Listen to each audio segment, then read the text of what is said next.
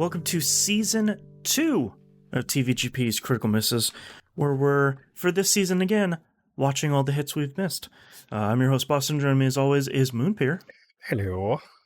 And for Season 2, we're going to talk about the Oceans films. Previously, it was just the Oceans trilogy, and now there's an additional one. Number 8, the fourth one. Yeah.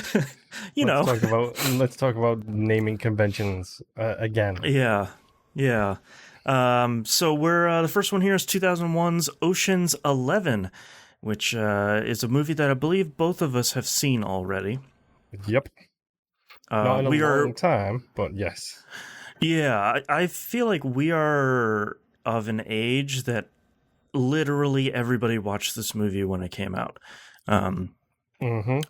I would be surprised if there was anyone our age that was like, "Oh, I've never seen Ocean's 11." It's like, you sure? Because like it's always on TBS and it's a VHS and DVD everybody had. Like everyone has seen this movie. And it was also came out right around the George Clooney and Brad Pitt zeitgeist as well. Yes.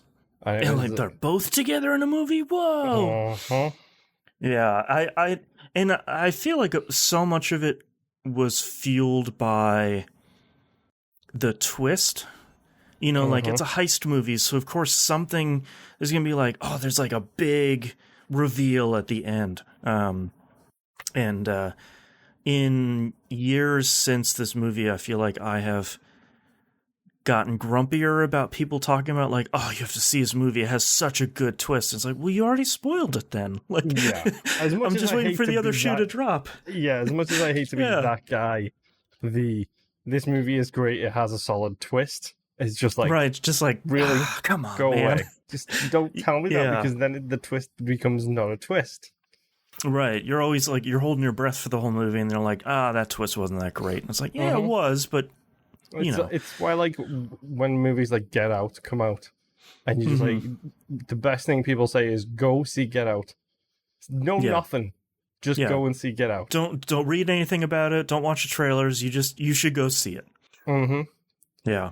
And I feel like so much of what makes heist movies great is just watching the twists and turns, because no heist story can ever go well where it's like, oh, we laid out the plan?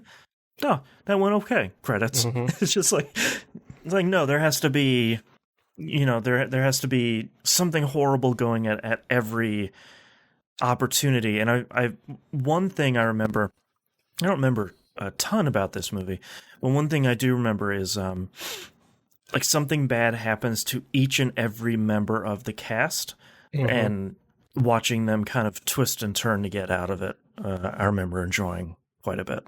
Yeah. And it has such an all-star cast too. Yeah, that was one of the big things that came out when you saw this thing advertised. It was just like, hold up a minute. There's 15 names on the poster, and you're like, God, all of them have been in everything. And literally in everything. It's just like, and it's not even just like, it's not just like, two of the modern stars, which it did have in George Clooney and Brad Pitt. I mean, you've also got Julia Roberts is in there. Right. The old fella who I can't remember the name of is in there, and he's fantastic as well. Like, it's just such a who's who of Hollywood royalty. I'm going to pull up the Wikipedia article here. Yeah. And then a whole bunch of other guys. Yeah, Casey Affleck, who I feel like has been in some interesting stuff. Matt Damon, who I always forget is in this movie until he pops in. But I was like, that's Matt Damon. That's Chappie. He's the George Clooney wannabe, isn't he? Like, he's George Clooney's protege, I believe. Yeah, he very much wants to be like a George Clooney type of guy, and he's just never cool enough to do it. Andy Garcia's in it. Carl Reiner is in it. That's the guy I was thinking of. Don Cheadle, Scott Conn, Bernie Mac, who I also always forget is in this movie, but he's pretty good. I know Don Cheadle for one reason and one reason only. Oh no, what's that? From this movie specifically is what I'm talking about. It's the scene with the EMP. Yes. where he literally he has the biggest EMP you've ever seen, and then he turns away from it and covers his crotch as he sets it off. It's like that's gonna matter. And God, that accent he has in this movie too is just so bad. Oh man. Yeah, I feel like this was one of those movies that just kind of captured, like you said, the zeitgeist all at once. You know, like Fight Club did around the time too, where it's just like, God, man, you gotta see this. Like, I was in college for this. And it was very much like, man, we gotta go see this. Look, everybody's in this movie. Look at how cool this looks. Yeah, and it's Steven Soderbergh directing it as well. Yep. Who was right in the process of making a huge name for himself with things like, I don't know, Aaron Brockovich and Traffic. Yeah. There's a lot of stuff he's done. Yeah. Yeah, I'm trying to remember anything else from this movie. I sort of remember the big twist at the end. It's not really a twist, but like the big reveal. But I kind of don't remember how everything gets put in place to get to that point, because like you said at the top, I don't remember the last time I've seen it. It maybe been like 10 years. Yeah, it's been much longer than that for me. Like, it's been so much longer than that for me. I'm thinking probably at least maybe 20 years for me since the last time I've seen this. Like, when it came out was probably the last time I saw it. Like, maybe when it came home on DVD, you're like, oh yeah, we'll rent that, because that was a thing at the time. Yeah, and I feel like this is one of those movies I'm going to watch it and kick myself and be like, I should be watching this way more often, because this is... I remember really liking it, and I don't know why I haven't seen it more since. Yeah, I'm curious if it holds up, because it's well-renowned as one of the best heist movies of all time. I don't know if that still holds up, because in my opinion, one of the best heist movies of all time is Fast Five. That's right. Kind of changes the game when it comes to heist movies a little bit. That's right. Yeah, I think we probably won't see what we saw from the first Fast and Furious, where it's still very much a 90s movie. I feel like this movie, from what I recall, was sort of paying homage to the original, so it was a little bit timeless and kind of cool, but without being like, look at these flip phones, you know, like it didn't really have any of that stuff. Like, it was trying to be a little more grounded. Yes. I think, if memory serves, I think Andy Garcia is the bad guy in it, and I'm pretty sure he's solid as a really good villain as well. Yeah, I remember him being like quietly menacing. Like, he's not really like mustache twirling or anything, but just sort of like, yeah, you probably don't want to mess with that dude. Yes, I remember that much. Yeah. The thing that gets me with this kind of movie is so many heist movies before and after, and everyone has their own personal favorites. Like I said, Fast and Furious is one of my favorite. Fast Five specifically is an amazing heist movie. It's hard to beat it. Italian Job is a great heist movie, even though it's terrible, the remake. And I actually really like the original Italian Job as well. Like, that's a fantastic heist movie too. Yeah, I don't know if I've seen it, but I would probably like it. It's very English. It's because it was made in, like, I think it's set around the 66 World Cup, and it's a very English kind of movie. Right. And it's genuinely a fantastic, dumb, like, movie. And it's got, what's his name? Alfred in the Nolan Batman movies. You know who I'm talking about. That guy. It's got that guy in it. It's a great movie, but it's one of those things. It's like, I haven't seen that in years as well. Yeah. It's like, does that hold up? Like, right. It's like, I love a good heist movie, but how often can you watch something until the magic's gone? And then if you only watch it once or twice, does that magic last longer than it really deserves to? Well, and that's one of my concerns for this series that we're covering here in season 2, is sort of like, they clearly, I guess, sort of capture lightning in a bottle with 11. And I remember watching 12. I remember very little of 12. And I remember watching 12 and thinking, like, that was good. And I remember watching the first half or so of 13 and being like, okay. Like maybe you're going back to the well one too many times. I definitely haven't seen 13. I haven't seen 8. I haven't seen 8 yet. I've probably seen about half of like 12. I think I probably watched that up to the scene and then stopped. Nope. Unfortunately, we're gonna have to suffer through one of the worst scenes in cinema history in Ocean's 12. It's bad. I don't really have words for it, but that's kind of my concern. Maybe outside of 8, because it seems from the outside that Ocean's 8 was kind of a revitalization of the series, where it's like, all right, we're going to do something really cool and really different and kind of focus on something different here. But I think that's one of my concerns here for, we're only covering 4 movies, but, how long we sort of avoided that with the Fast Saga, where it's like, it just keeps getting better and better. All right. Somehow we're just doing better here. How long does this series go until you're just sort of like, yeah, maybe you shouldn't have made a 13 because maybe we didn't need to do that. I think this is one of those franchises, though, that suffered from the sequelitis, where, like, at the time, can't blame them for making a 13, because at the time, the only thing that was doing big numbers was sequels. Yeah. Like, I mean, it's Hollywood. They've learned their lesson. Sequels do big numbers compared to original IPs. Right. And now we'll just do remakes. I mean, there's a reason why Avatar has been talked about for the past 20 years, the sequel. That's right. Yikes. Well, and looking here, I didn't realize that Ocean's 12 came out in 2004 and 13 came out in 2007. So, like, every 3 years you were getting another one of these, and that feels a little bit fast. So. Tell that to the Fast and Furious franchise, which had, like, 2-year intervals between each of them. That's true. Every November, here we go. Yeah. All right. Any last thoughts here before we go watch the movie? No, I mean, I'm looking forward to it. Hopefully it holds up.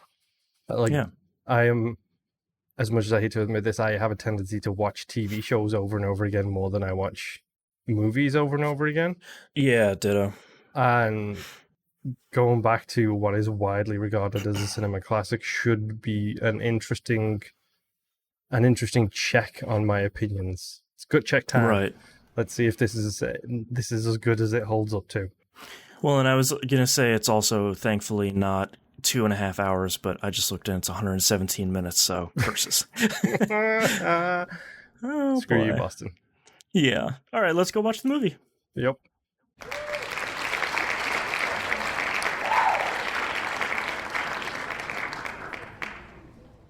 Welcome back. We have watched the movie, the 11th Ocean's movie, Danny Ocean's Saga. We have finished the film. A little bit longer of a film than I think I was remembering. Yeah, definitely. Yeah. Not a bad thing, but just kind of, there's a lot of ground to cover, I think is the way to put it. That might be the best way to put it, yeah. I mean, it's like, let's just kick this thing off with a bang straight away. Sure. I adore the director of photography of this movie, whoever that may be. Yeah. Because the shot composition and the lighting in this movie are so unique. And it's like, okay, I get it. I know now, straight away from like 4 scenes in, I was like, okay, I know why everybody loves this movie, regardless of the plot, which is a little bit rote at this point, but at the time it was kind of good. Sure. But the lighting, the shots, the conversations, there's so much in there that's just like really, really well done. Like, yeah, and it the way it's shot, it's one of those movies that just looks cool. Like, everybody looks cool, and every scene is cool. They're doing cool stuff, and it just, like, how it's shot just looks, everything just looks, it reminds me a lot of why people love Cowboy Bebop. It's like, everything's just so cool. Like, it has that aesthetic to it. Yeah, I mean, like, just some of the like when Danny and Rusty meet at the bar, and they're having a conversation about potentially having a job, or putting together a job, I should say. and it's like half of the screen is black because they're next to a wall, and it's like the separate sides of their faces are all black, and the rest of their faces is like golden yellow light coming in, and then and like that's right after the prison scenes where it's all stark white and very brightly lit. It's like the shot composition in this, and I'm not someone who notices that stuff, for the record, folks. I genuinely don't care about that stuff usually, but they just put so much together in like the way they move, the lighting is, and the way the shots are put together. It's just so good. And then the dialogue feels so fantastically done as well, because it feels, every single thing about this feels natural. Yeah, and it feels really snappy without it feeling like a movie from the 40s where everyone's like speaking at 120 miles an hour. You know, and it I think the thing that I was surprised by this time on this rewatch is how kind of quickly it feels like they put the whole team together, a precision team of drivers together. Yes. But that's like half of the movie. Oh yeah. It feels like they do it so quickly. Yeah. But they really, really don't. Like it's shocking how it feels quick, we should probably say. And there's like 15 of them, and it moves at a fairly good clip. But it's kind of funny that it's like, okay, cool. Like they got the whole team together. All right. I look at the time and I'm like, oh, it's like an hour and 15 minutes. What's happening here?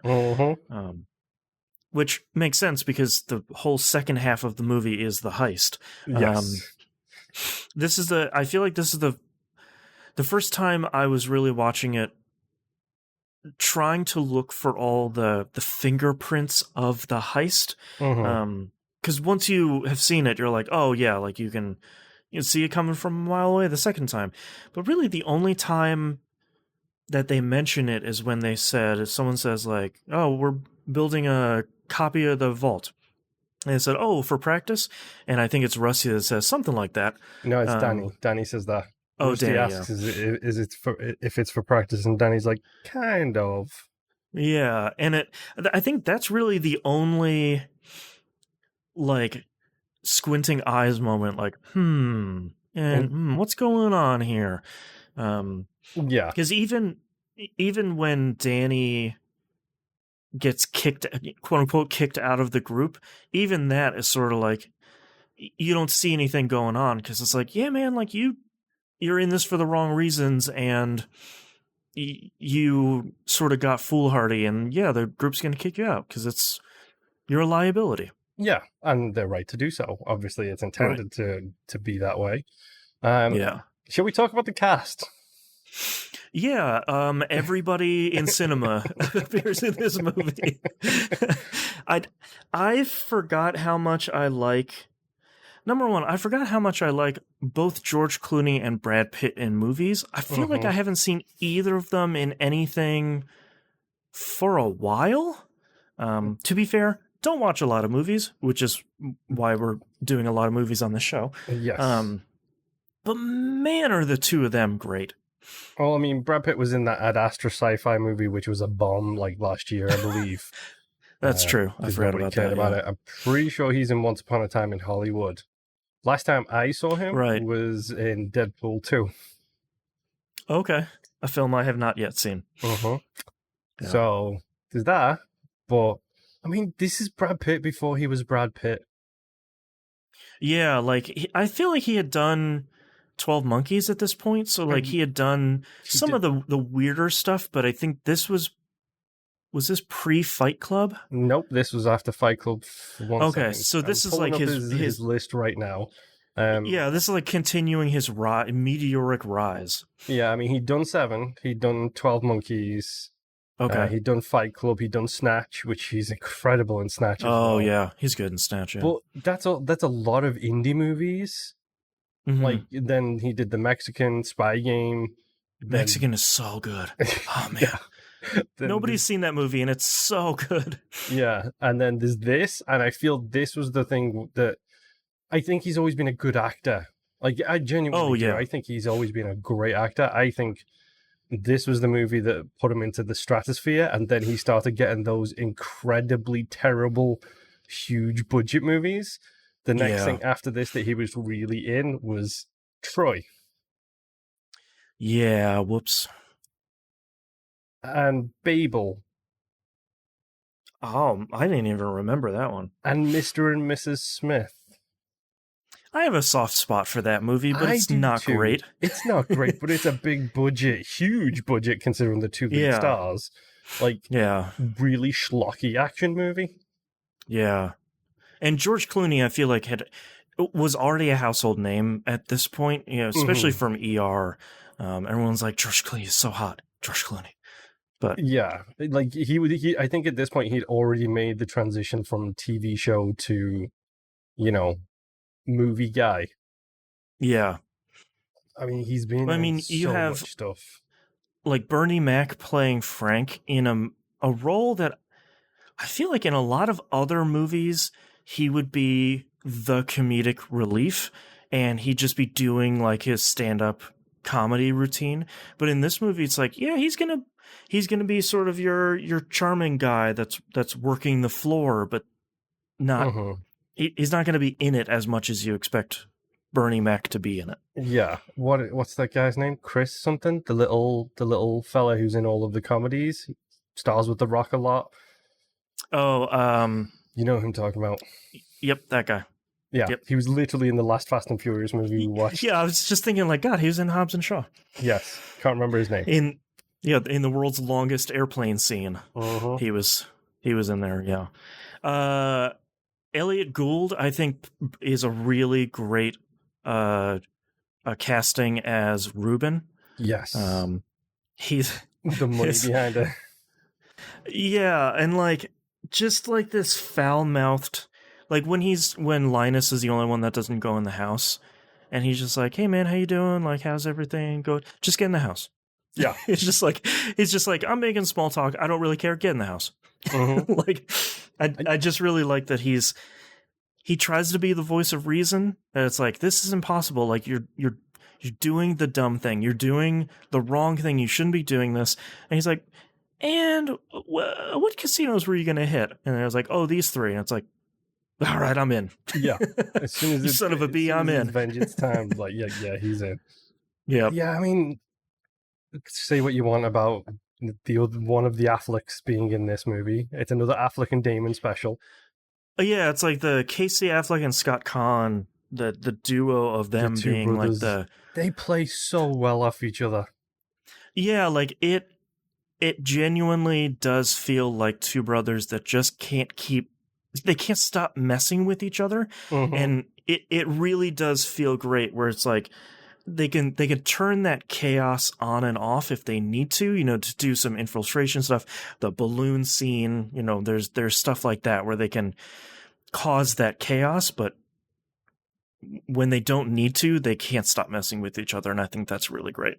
Yeah, like I love them. And as little as her role is in this movie, and I think it's a disappointment that it is, I think Julia Roberts is fantastic. Yeah, I think she's really solid in this. For it feels really good that she's so cold to George Clooney. Because it's like, yeah, man, like you had a chance and you messed up, and now you're here, and come on, we all know why that is. Like, let's not not try and convince me that you're here just to have a little bit of fun on the Vegas Strip. But I think her turn on Benedict at the end feels really good because it feels natural. Like, it doesn't feel like it's forced in any way, shape, or form. It feels natural. Yeah, because it feels like it's the straw that broke the camel's back of, you know, you never have time for me, and now you don't even hesitate when someone's like, you know, would you give her up for some info? And he's like, yeah, man. It's like, you didn't even think about that. Like, just no nothing. And except for one scene, I really, really like Andy Garcia as I was going to say, he pulls off that villain so well. Like, I haven't seen a lot with Andy Garcia in it, but he nails that sinister, like undercurrent of violence underneath everything he says. Well, and part of why I like him is because so much of what drives him isn't personal. It's just like, I have this well-oiled machine to run, and as long as I can run it on my terms, that's fine. As soon as there's a speed bump in my way, I'm removing it. Mm-hmm. Or like anybody who sort of threatens the casino or his money or anything like that. I think the only scene that sort of is a little weird is when he's threatening, or when he thinks he's threatening Rusty on the phone at the end, and he's like, I will hunt you down, I'll take your family and your business and all that. Like, it's one of those weird things where it's like, I feel like throughout the movie, there's so many tall tales about Terry Benedict, about like taking over Rubin's casinos and shutting down someone's truck rental business because someone like 3 branches related to them messed up. I feel like they didn't need to have that scene because you knew what Benedict was gonna do. Yeah. And one of those sort of weird things. I do. Oh God. I was just gonna say, like, I'm not gonna lie. I hated him when he first came about. I wasn't a fan of his acting. He has since changed my mind on him. But Matt Damon, he's pretty he's understated in this, but understated in the perfect way for the character that he plays. Like, the inexperienced thing, like the fact that he can pull out the best lift he's seen all day, like when George Clooney's got his hand on the ticket, which full credit for that one. Like, the guy who's got the skills but no real impetus to use it, like Matt Damon for me is a fantastic piece of this movie because he is us. He is the outsider being introduced to everything. He is the audience kind of portrayal into this world. And I hated him at this point when this movie came out. Like, I was not a fan of him in the slightest. I've since come around on him, and I actually think he is genuinely one of the best actors out there at the moment. Yeah. And the simple fact that he can lean in and love the whole Matt Damon thing, and will do that impression on request, by the way. Nice. Like, the fact that he's got that opinion of himself, like, he knows that side of it where he's willing to lean into it. He's understated one of the best performances in this. Yeah, and I feel like the movie does it for a specific reason, that he doesn't really have a large role in it up until it goes undercover as the Nevada gambling board member. And like the way that he just turns that whole thing around and does like the perfect lift out of Benedict's pocket, and like that whole thing where he's playing this bumbling, like accidentally racist but not really sort of guy in the face of Bernie Mac being really over the top. Like, it's really, his performance is really, really good. Yeah, it's shocking how great he is in this. And like we said, like, he is understated, but it's shocking how good he is understated. All in all, I enjoyed the movie. Obviously, I knew the twist was coming. I didn't feel disappointed by the fact that I knew the twist was coming, which is something that can happen with a lot of movies. Like, I will not go back and watch The Sixth Sense because I don't care. Sure. I know the ending. I know the twist. I've seen it 5 times now, and I don't want to go back and rewatch it. Like, I just don't. But watching this, it wasn't a case of, I need to, pay super duper attention to it. But I did because, like I said, like, the performances are really solid from pretty much everybody.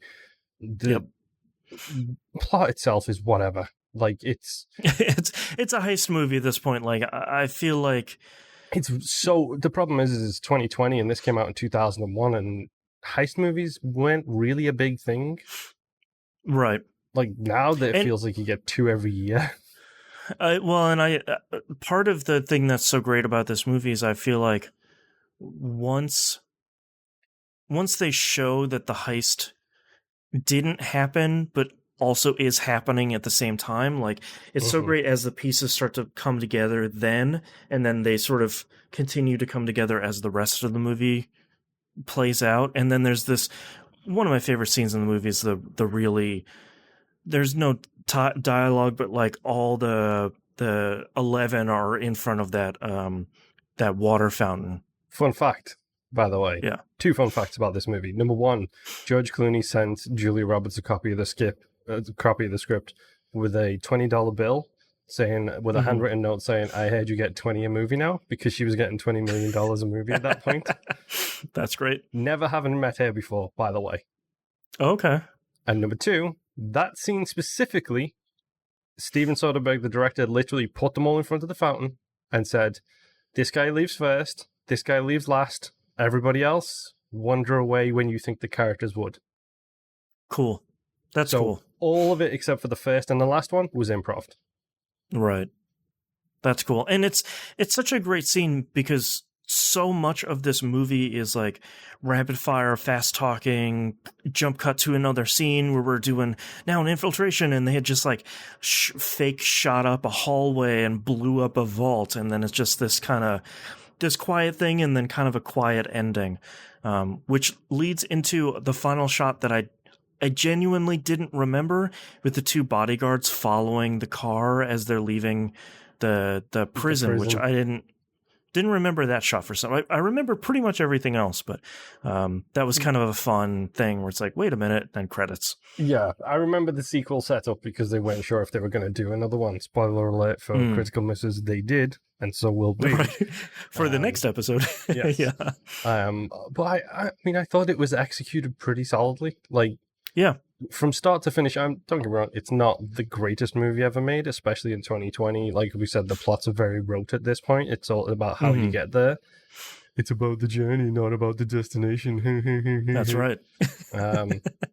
But the execution of it is so good on so many fronts. Like, yeah, performances, directing, acting, like the light and the scene composition. There's so much to love about this movie. I believe friend of the show Mackie is a huge fan of Steven Soderbergh. In fact, his favorite movie is Out of Sight, which was one of Soderbergh's earlier ones. Okay. I've never seen that movie, but I could kind of see from this what he might be talking about. I'm pretty sure that was a George Clooney movie as well. Probably. I feel like I've seen that, but not in probably 20 years. Yeah, I agree. I feel like this by no means a bad movie, and it's not, one of the best movies I've ever seen. It's just kind of one of those really solid, super well done movies. It's one of those where, this is going to sound worse than it is, but it's one of those movies that, like, why it plays on TBS all the time, because it's just kind of a really solid movie that pretty much everybody's going to enjoy. And it has like one of those Bioshockian twists where it lands and then kind of everything starts falling into place. And that's just really satisfying to watch and to go through. I don't know how much more I have to say about the movie other than it's really good, and I'm glad we're going back to it, because I'm glad that I fondly remembered this movie, and going through it and watching it again, it's like, yeah, that's still a really good movie. It's not one of my favorite movies of all time, but that's a really good ride. That's a good thing. Yeah. And looking forward as well to like 2 sequels which are potentially not as good as this one, including the worst movie, the worst scene in Hollywood history. God, I'm not looking forward to the next episode. No. Oh, that couple of minutes in the next movie. Yeah, I might go make a cup of tea when that happens. And then a reboot, which from everything I've heard is a solidly good reboot. And I like a lot of the actresses in 8. So I'm looking forward to, I don't think I've seen a minute of that movie, so I'm super excited to see that. Yeah, same. Yeah, I'm especially excited to watch 12 next week, just to see. I don't really remember much about it other than the aforementioned scene. It tells you something, because that's literally the thing that everybody remembers about it. Not the heist, nothing else. Yeah, I just like, think it's in Venice, scene. Maybe, but we'll get there. Yeah, so I'm sort of excited to watch the next one. So thanks everyone for tuning in and listening, and we'll see you all for the next movie. Bye. Bye.